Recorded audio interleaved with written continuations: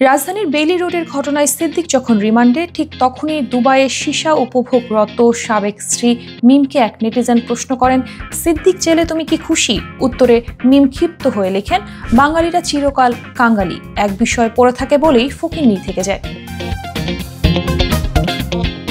অভিনেতা মোহাম্মদ সিদ্দিকুর রহমানকে মারধরের ঘটনা সামনে আসার পর থেকে সামাজিক যোগাযোগ মাধ্যমে ব্যাপক আলোচনা শুরু হয়েছে, বিশেষ করে সিদ্দিকের ব্যক্তিজীবন ঘিরে। এই সময় চুপচাপ ছিলেন তার সাবেক স্ত্রী মারিয়া মিম। ফেসবুকে সক্রিয় থাকলেও সিদ্দিক প্রসঙ্গে কোনো মন্তব্য করেননি তিনি, কিন্তু বিষয়টি নেটিজেনদের চোখ এড়ায়নি।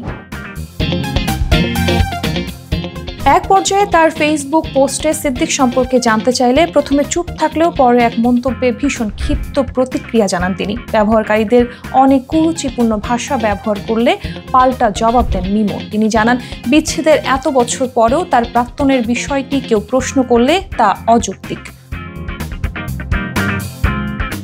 2012 সালে বিয়ে করে 1 বছরের মাথায় তারা প্রথম সন্তানের অভিভাবক হন। তবে 2019 সালে তাদের সম্পর্কের ইতি ঘটে। শোনা যায়, মিম শোবিজে ফের কাজ করতে চাইলেও সিদ্দিক তার স্ত্রীকে গৃহিণীর ভূমিকায় দেখতে চেয়েছিলেন, আর সেই মতপার্থক্য থেকেই ডিভোর্সের সিদ্ধান্ত নেন মিম।